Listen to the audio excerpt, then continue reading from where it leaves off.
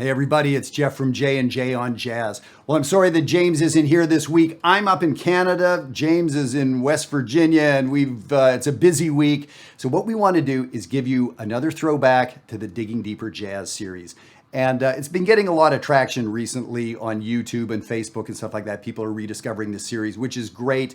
200 episodes that are never in order. There's no way to flow through, so jump into one of those episodes and it'll give you a real shot in the arm about an idea that's always applicable to all instruments. It could be something conceptual about practicing music. It could be a rhythmic idea. It could be a harmonic idea.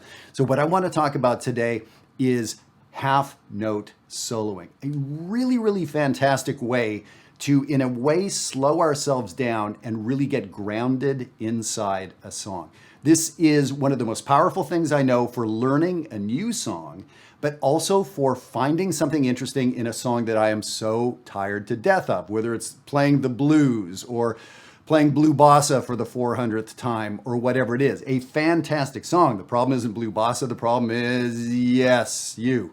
So half note soloing. This is going back to Digging Deeper 172. I hope you have a great time with it. I will see you next week. And please leave some comments under the video. I want to know how this works for you. It only works if you try it. So I'm excited to hear how it goes. Have a great time with it.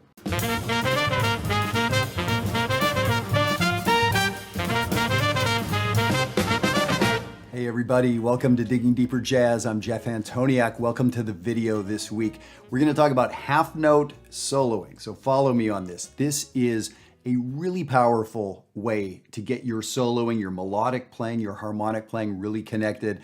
And if you've taken any lessons with any really, really high-end teachers, they probably talk to you about this.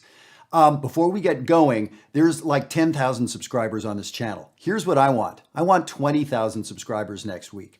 Here's how we're going to do it. Each of you send like an email or two to a couple friends. If you're enjoying these videos, if you've seen 2 or 3 or 100, mention it to a friend. Mention it to 2 friends. One of those friends never does whatever you say anyway, so they're not going to do it.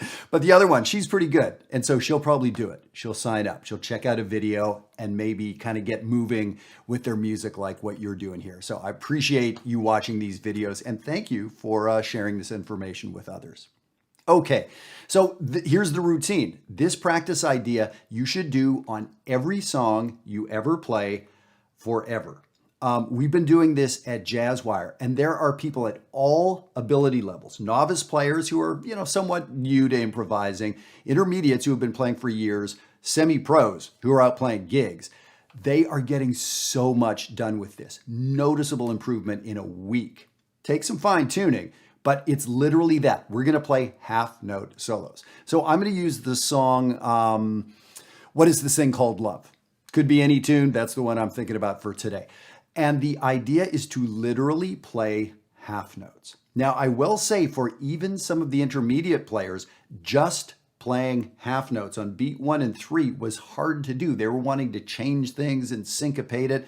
So just grounding our time on 1 and 3, some of you are going to have a problem with that. And here's the thing, you're not even going to know you're having a problem with it. You're just going to do what's instinctive, which isn't right, right? That's why we take lessons. That's why we have coaches. That's why we have mentors. That's the work we do at Jazzwire.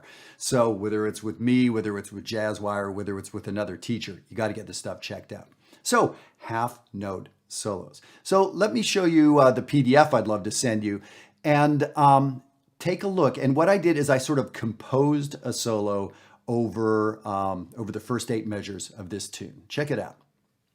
So some of you may realize that what I've written here in item number 1 is voice leading. We see a lot of 7ths and 3rds, a lot of half-step motion going through those chords. Now that's the first big thing that you're going to get from this. If you're aware of voice leading, you've heard the term, you kind of know what it is, you sort of know how chords resolve. This is a game changer for you. Your playing, when you learn how to do this, is going to go through the roof. So what this is, so yes, we're playing half notes, but we want to play half notes that are functional, that are foundational, that say something about the chord. it's easy to find some wrong notes.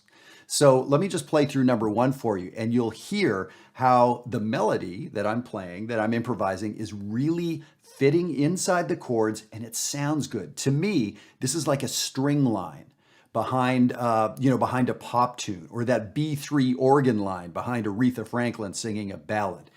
It's just this beautiful melody way in the back, but it's so melodic, yet it has the harmony in it. That's what we're after today. Check it out.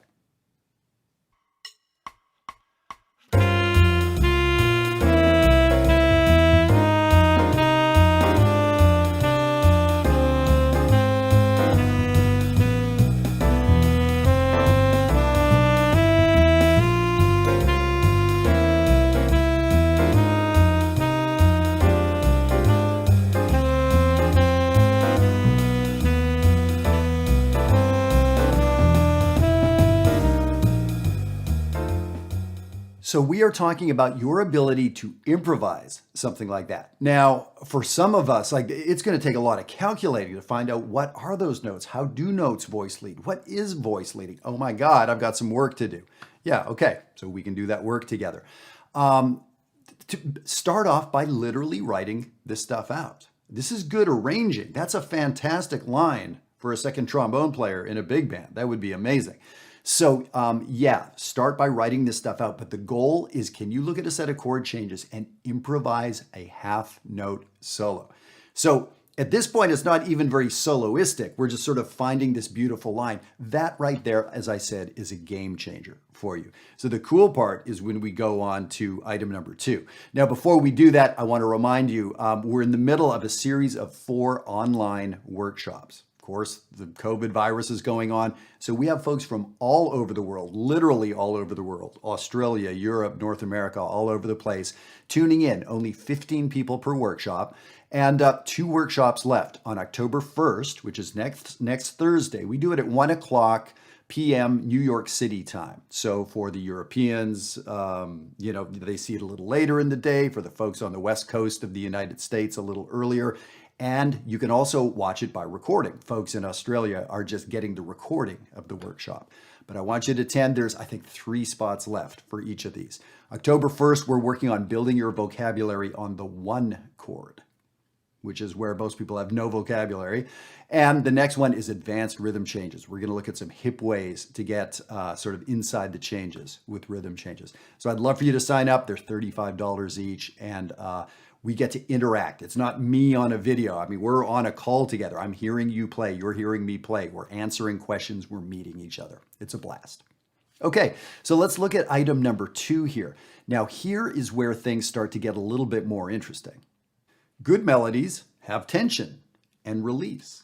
Okay, so good melodies may not always move by half step. I can think of some very lovely melodies that have octaves in them, or major sevenths, or whatever else. So now, can we find some tensions? Tension meaning a note that rubs a little bit. Some people might call it a wrong note. We're not going to use that terminology, but a note that has some rub. Man, how do you use that and then resolve it properly? So the half note solo thing, this is a big deal, because if you can't control the line of your melody with half notes, when you're playing eighth notes and, jazz, regular jazz sort of rhythmic vocabulary, forget about it. Everything's untethered and wild and flying around. There's no line through what you're doing. This is where you get it. It's fantastic.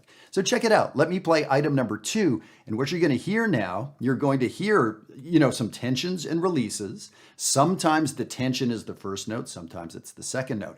But I put some little brackets underneath so you can see these half steps. Those half steps are really important. The bass players out there know this. This is how you construct a bass line going into the next chord. So we're learning something from the bass players here. Check it out.